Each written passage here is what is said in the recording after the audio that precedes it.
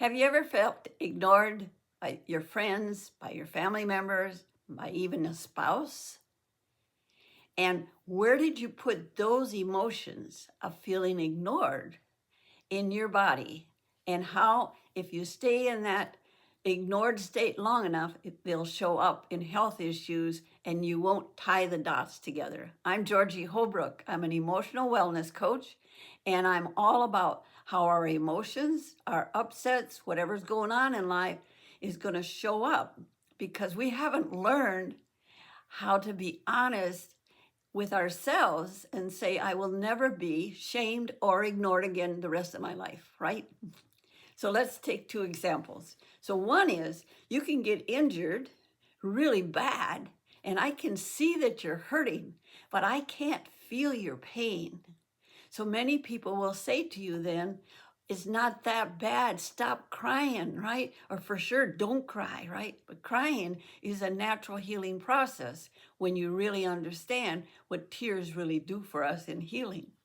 Then the other side of it, what if you're just exploding inside with anger, rage, upsets about what something happened to you or someone said something, but you're upset. Let's say that, all right?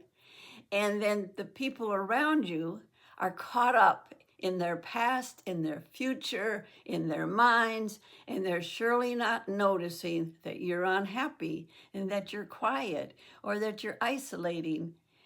So what do you do when you're in those situations? Is you start talking from your feelings. I will never be ignored or shamed again. You can repeat that. I will never be ignored or shamed again because there's other ways to go through life. So let's take it that you're with a partner and your partner's caught up in their everyday life and you feel ignored. We've all done that. I've been with partners, right? And it's hard to be a partner and be there for someone else also. But it takes training, and it's wonderful when two people can come together as best friends. But here, I want you to write these down.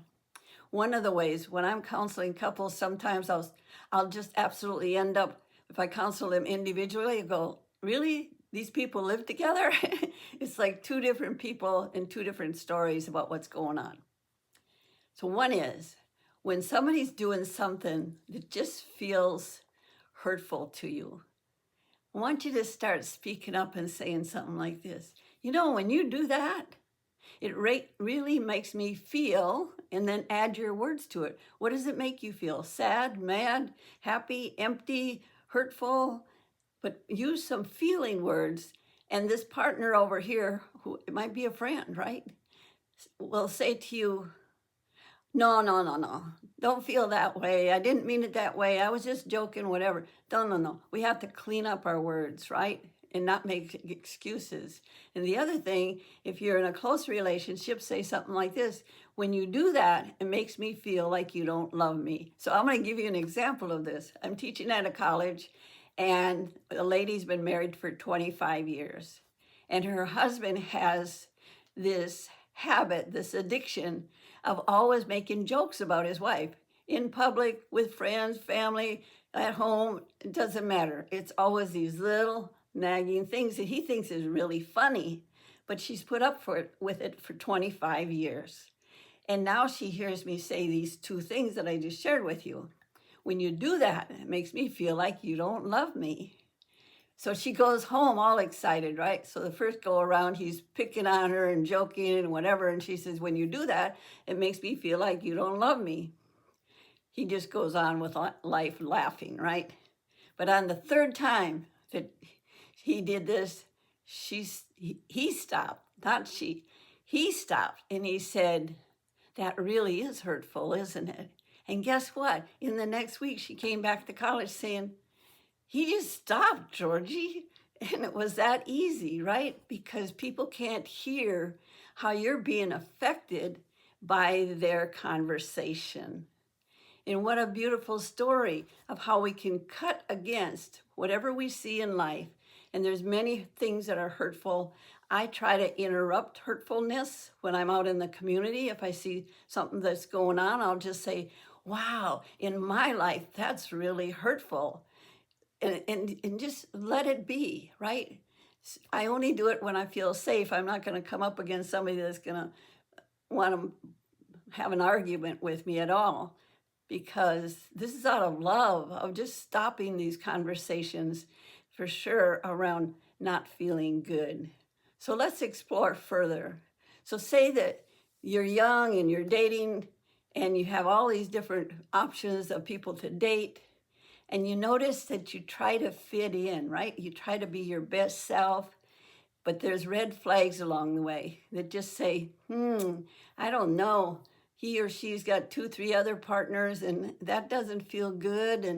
And I don't feel, this is the key, I don't feel safe sharing my innermost thoughts and feelings.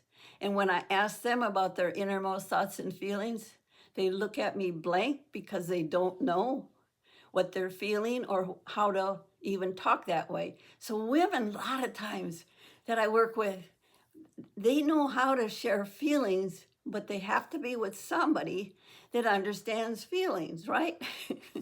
And sometimes our partners do not. I was doing a workshop for about 250 people, and it was men and women in this workshop. And right at the end, this man came up to me and he says, I finally understand what my wife is talking about. You're talking about feelings. And when she talks about feelings, I don't understand where she's coming from. And he was like, this has been helpful. So we, at any age, right, we can learn. We can just learn. So let's take it a little further. When you're dating many different people, and if you're going to bed with many different people, you're going to notice that you're going to be more angry towards yourself. You're going to have resentments toward yourself, but your mind is going to start getting really mixed up. So you want to be really cautious about, number one, this is a sacred body, and not sharing it with just anybody and everybody. That you have a commitment to yourself, number one, to love yourself and not share this self with just anybody and everybody until your energy feels around you and inside of you just get messed up. I noticed when I was maybe 20, 25 years old, I had some girlfriends that just had many different partners. And I would notice that they just were kind of mixed up in their head after a while, and their energy just went down, and they took more up to addictions. They were the ones that went and drank at night after work. And I was like, no, I'm just noticing. I'm noticing that this is not helpful. So where did I learn to be ignored? So I was married to a man that wanted to go and get a 4-year degree in college and do it in 2 years, and that I would be the one that would work and have a corporate job and pay for our house expenses and also for his 2 children. And at first I agreed because I was in the corporate world and that would be pretty easy for me. But when we got to campus, there was no jobs. And so immediately, I got sick and I had allergies. And I just started spiraling down because I knew in my heart I had committed to something that I couldn't fulfill. That it was like, did you ever bite off a piece that's bigger than you? That was one of those moments. And I knew it was not healthy for me. But there I was. There I was in the middle of that situation, agreeing, but my body was saying, no, you're going to be ignoring me for the next 2 years. And that was true. I was diagnosed with a major health issue, and it took me many years, 7 years, to recover from making that decision. So let's back up. Let's go back to basics. I want you to write down, what are the characteristics of your mom? What are the characteristics of your dad? Good and bad, right? And then write down, what are my characteristics? And do I ignore myself? And what am I going to do about it? And can I just heal out of that, transform out of that, and become my own self, where I have a voice, I can be true to myself, I can understand that I walk around in an instrument, a sacred temple that will direct me beautifully, but it's never to be ignored. It's never to be denied. It's never to have excuses like why I can't take care of myself. I'm Georgie Holbrook. Sign up below. I would love to teach you what I know about being in this sacred body, being attuned to the spirit within it, rather than being denied and ignored ever again in our lives. So from my heart to yours, let's never, ever be ignored, but let's move on and live our passion passionately, right? And not pain, and not second best, and not coping with life, and not stuck in a situation because it's not worth it. When inside is a spirit that just wants to flourish like the roses, the rosebud that's been so clamped shut, right? And now the essence, the smell of the rose comes out when it's in full bloom. So we want to be in full bloom. Sign up below. I look forward to meeting you in person on Zoom, anywhere in the world. Take care. Watch my videos, and together we can fall in love with this body. Thank you.